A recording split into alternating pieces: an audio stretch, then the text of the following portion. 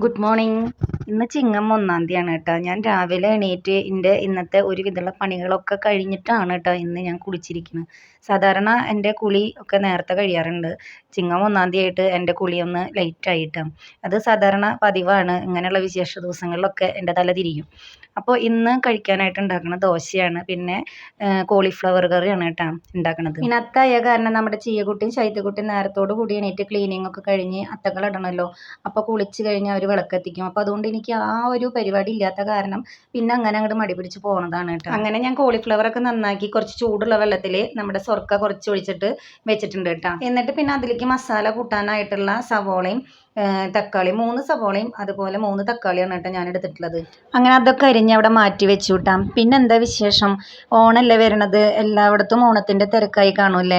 അപ്പോൾ നിങ്ങൾ ഓണത്തിൻ്റെ വിശേഷങ്ങളൊക്കെ എന്തായി എന്നുള്ളതൊന്ന് കമൻറ്റ് ചെയ്യേട്ടാം. അങ്ങനെ നമുക്ക് കോളിഫ്ലവർ കറിയിലേക്ക് കിടക്കാട്ടോ. കോളിഫ്ലവർ കറി ഞാൻ ഉണ്ടാക്കുന്നത് നമ്മൾ ഈ ഇറച്ചിയൊപ്പ് പോലെ വെക്കില്ലേ, അങ്ങനെയാണ് കേട്ടോ മസാല കൂടിയിട്ട്. അപ്പോൾ ആദ്യം എണ്ണ ചൂടായി വരുമ്പോൾ അതിലേക്ക് സവാള ഇട്ട് കൊടുക്കും, ഉപ്പിട്ട് കൊടുത്തിട്ട് ഒന്ന് നല്ലപോലെ വഴറ്റിയെടുക്കും കേട്ടോ. പിന്നെ അതിലേക്ക് നമ്മുടെ ഇഞ്ചിയും വെളുത്തുള്ളി പേസ്റ്റ് ഇടും, പിന്നെ തക്കാളി ഇട്ട് കൊടുക്കും, പിന്നെ അതുപോലെ തന്നെ മഞ്ഞൾപ്പൊടി, പിന്നെ കുരുമുളക് പൊടി, ഗരം മസാല, പിന്നെ നമ്മുടെ മല്ലിപ്പൊടി, മുളകും പൊടി, ഈ പൊടികളൊക്കെ ഇട്ട് കൊടുത്തിട്ട് നല്ലപോലെ വെള്ളം ഒഴിക്കില്ല, ഉപ്പിട്ടിട്ട് അടച്ച് വെച്ചിട്ട് ആവിയിൽ വേവിക്കും കേട്ടോ.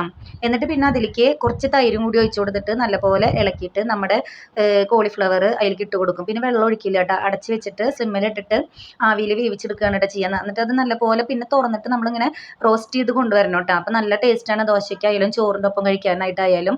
അപ്പോൾ ഇത്രയേ ഉള്ളൂ നമ്മുടെ കോളിഫ്ലവർ കറി കേട്ടോ. പിന്നെ നമ്മുടെ പൂക്കളിടുന്ന പരിപാടി നമ്മുടെ ചീയക്കുട്ടിക്കുള്ളതാണ് കേട്ടോ. അപ്പോൾ ചീയക്കുട്ടി കുളിയൊക്കെ കഴിഞ്ഞ് വിളക്കത്തിച്ചിട്ട് പൂക്കളിടാനായിട്ട് ഒരുങ്ങിയിട്ടുണ്ട്. നമ്മുടെ സുടുമോൾ അത് നോക്കി കുത്തിരിക്കുന്നുണ്ട് കേട്ടോ. ഇന്നത്തെ അത്തകളിടുന്ന പൂക്കൾ നമ്മുടെ പരിസരത്തുള്ള പൂക്കളാണ് കേട്ടോ. നമ്മൾ വാങ്ങിച്ചിട്ടില്ല എന്ന് പറഞ്ഞാൽ വാങ്ങിക്കാൻ സത്യം പറഞ്ഞാൽ മറന്നിട്ട് പോരുകയാണ് കേട്ടോ.